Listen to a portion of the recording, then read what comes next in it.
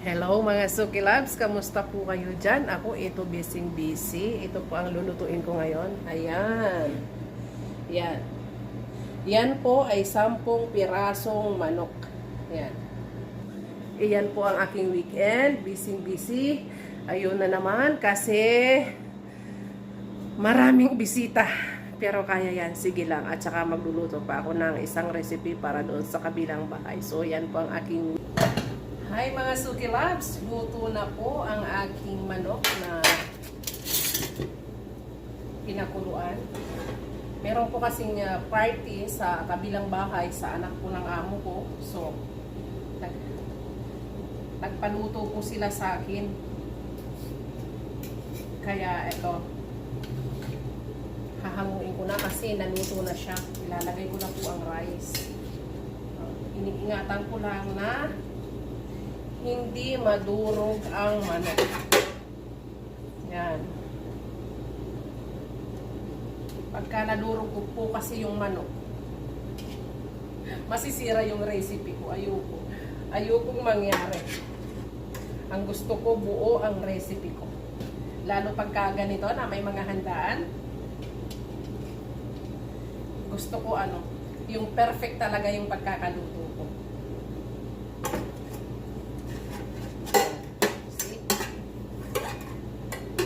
Sa totoo lang, lutong-luto yung manok kasi halos 45 minutes ko siya na pinakuluan. Busy kasi ako. Kaya hinayaan ko lang siyang kumulo. Instead na hanguin ko na, hinayaan ko lang siyang kumulo.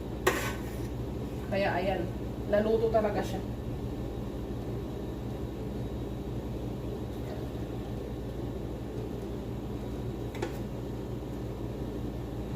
Yan.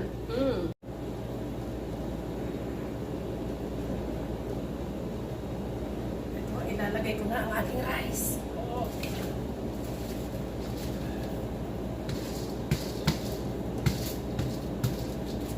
Yung rice po dito, mga Suki Labs, lagi talaga siyang ibababad ng 30 minutes.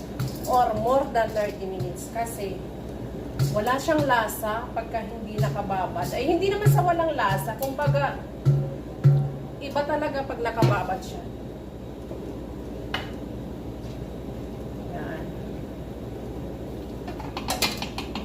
Humahaba kasi yung ng bigas. Tapos ko lang siya. At ito naman dito sa isa.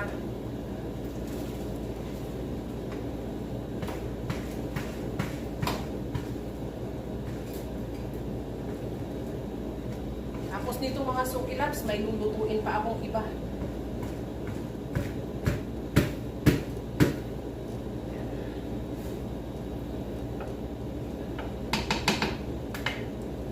Marami akong lulutuin pa. May isda pa, may shrimp pa, may crabs pa. Ayan mga Suki Labs, hindi ko pa siya nahuhugasan. Ay, kasi ito naman yung aking chicken. Ayan, lalagyan ko naman siya ngayon ng ng pampapula kasi yun ang kailangan. Habang nakasalang yung aking rice, gagawin ko naman itong aking manok. Ayan, talagyan ko lang ng chicken seasoning itong aking para may lasa kahit papano. Ayan. Kailangan babrasin ko siya, and then i-oven ko po ito para maging maging barbecue ang dating niya.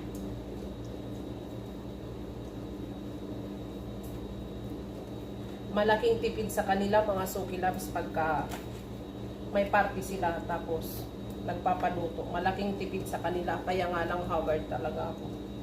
Ito ang ito ang hirap sa akin. Pero sige lang, kinakaya pa naman. Ganyan talaga. Sabi nga nila, pag walang tiyaga, walang nilaga.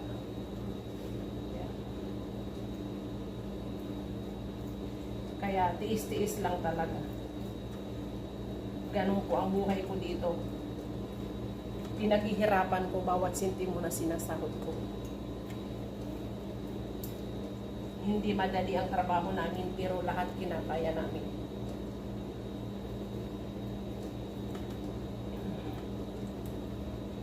Para sa pangarap, laban lang.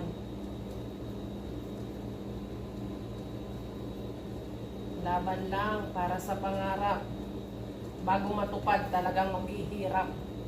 Maghihirap ka, mapapagod ang katawan mo, mapapagod ang utak mo, mai-stress ka bago mo makamit lahat ng tagumpay sa buhay.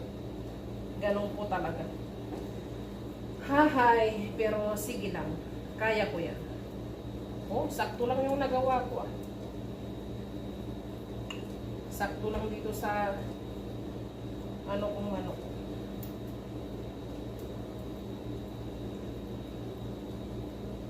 Oh, see? Ayan na po, i-oven ko naman siya ngayon. Ang oven ko po is nasa kabilang kusina. Habang nakasalang po doon yung dalawang kong kaldero. I-check ko muna.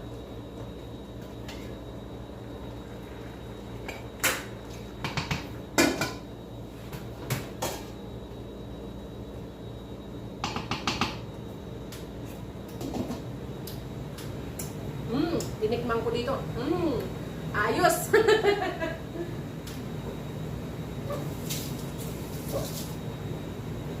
Ganyan ako pag tumikim mga soapy laps. Hinugasan ko ulit yung ano kasi nagkaano ng kamay ko. Ganyan ako pag tumikim. Magulo ako pag tumitikim mga soapy laps. Ay ste, pasaway pala. Ayan na ang aking chicken. Ayan.